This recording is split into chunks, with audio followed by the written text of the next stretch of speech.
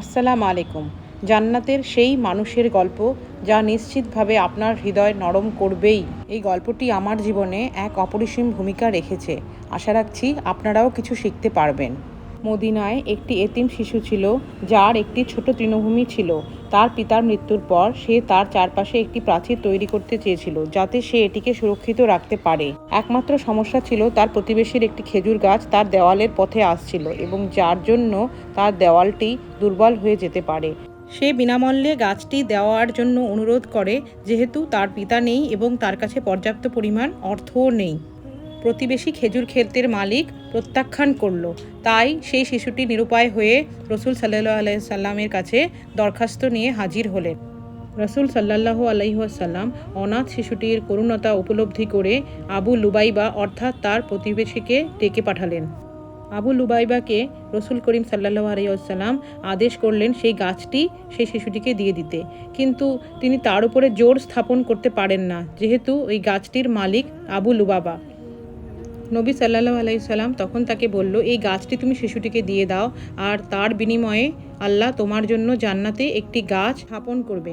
অনুমান করুন, লোকটি অস্বীকার করল। তিনি বললেন তিনি জান্নাত চান না। আবু লুবাবা বিভিন্ন রকমের অজুহাত দেখাতে শুরু করলেন। আমার বাচ্চারা গাছটি পছন্দ করে, ওটাতে অনেক স্মৃতি আছে, ইত্যাদি। লোকটি এতটাই রাগান্বিত হয়ে গিয়েছিলেন যে কোনো অবস্থাতেই সে রাজি হচ্ছিল না।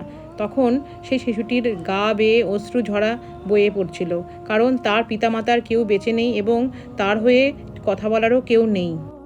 সেই সভায় আবু দাহদাহ উপস্থিত ছিলেন, যিনি তৎকালীন মদিনায় খেজুর বাগানের মালিক হিসেবে বিশ্ববিখ্যাত ছিলেন। তার 500রও বেশি একটি খেজুর বাগান ছিল, যাতে একটি সুন্দর গৃহ নির্মাণ করাও ছিল। তিনি রসুল সাল্লাল্লাহু আলাইহি সাল্লামকে জিজ্ঞেস করলেন, ইয়া রাসূলুল্লাহ, আমি যদি এই বাচ্চাটিকে সেই গাছটি পেয়ে দিতে সাহায্য করি, তাহলে আমার জন্যও কি জান্নাতে একটি খেজুর গাছ রোপণ করা আছে?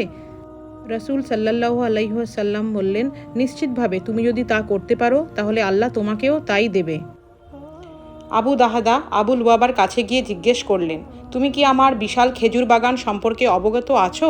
উত্তরে আবু লুবাবা জানালেন, এই শহরের বিখ্যাত খেজুর বাগান তোমার, তা কে আবার জানে না। আবু দাহদা বললেন, আমাকে সেই খেজুর গাছটি দাও এবং ওই খেজুর বাগান সমেত বাড়িটি তোমার। আবু লুবাবা অবাক হয়ে বললেন, এই শহরের সুবিখ্যাত সবচেয়ে বড় তৃণভূমি, সাথে একটি প্রাসাদাকার বাড়ি, সবই ওই অকেজো গাছের জন্য? আবু দাহদা গুরুতর অবস্থায় সাক্ষী সমেত গাছটি তার কাছ থেকে নিয়ে সেই অনাথ বাচ্চাটিকে দিয়ে দেয় এবং তাকে বলে সে যেন তার ইচ্ছে মতো প্রাচীর নির্মাণ করতে পারে। আবু দাহদা দৌড়ে রসুল সাল্লাল্লাহু আলাইহি সাল্লামের কাছে যান এবং আবার জিজ্ঞেস করেন। সমস্ত ঘটনাটি বর্ণনা করার পর, ইয়া রাসূলুল্লাহ, জান্নাতে এবার কি আমার জন্য একটি খেজুর গাছ রাখা আছে? রসুল সাল্লাল্লাহু আলাইহি সাল্লাম তাকে উদ্দেশ্য করে বললেন, কতগুলো খেজুর গাছই না তোমার জন্য আছে ইয়া আবু দাহদা। আবু দাহদা ওই সমাবেশ থেকে বের হওয়া পর্যন্ত রসুল সাল্লাল্লাহু আলাইহি সাল্লাম ওই একই কথার পুনরাবৃত্তি করতে লাগলেন, কতগুলোই না খেজুর গাছ জান্নাতে তোমার জন্য রাখা আছে ইয়া আবু দাহদা। আবু দাহদা দৌড়ে নিজের বাড়িতে গেলেন। বর্ণনায় উল্লেখ আছে, আবু দাহদা নিজের বাড়ির ভেতরে প্রবেশ করেননি, দরজা থেকেই তার স্ত্রীকে আওয়াজ দিলেন। বাগানের ভিতর প্রবেশ করলে পাছে তার মনের যদি আবার পরিবর্তন ঘটে। স্ত্রীকে সে জানায়, এই বাগান এবং এই বাড়ি সব কিছুই আমি বিক্রি করে দিয়েছি।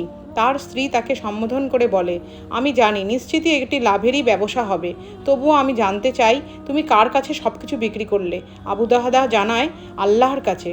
তার স্ত্রীর প্রতিক্রিয়া আমাদের শিক্ষণীয়। তিনি হতাশ এবং উদ্বিগ্ন হওয়ার পরিবর্তে খুশিতে আত্মহারা হয়ে জানালেন, খুব লাভের ব্যবসা, কি দারুণ ব্যবসা ইয়া আবু দাহদা।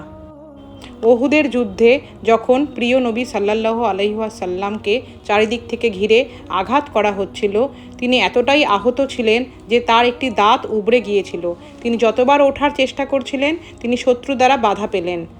আমাদের রসুল সাল্লাল্লাহু আলাইহি ওয়াসাল্লাম তিনি সাহাবাদের উদ্দেশ্যে জানালেন, যে ব্যক্তি এই লোকেদের বাধা দেবে সে জান্নাতে আমার প্রতিবেশী হবে।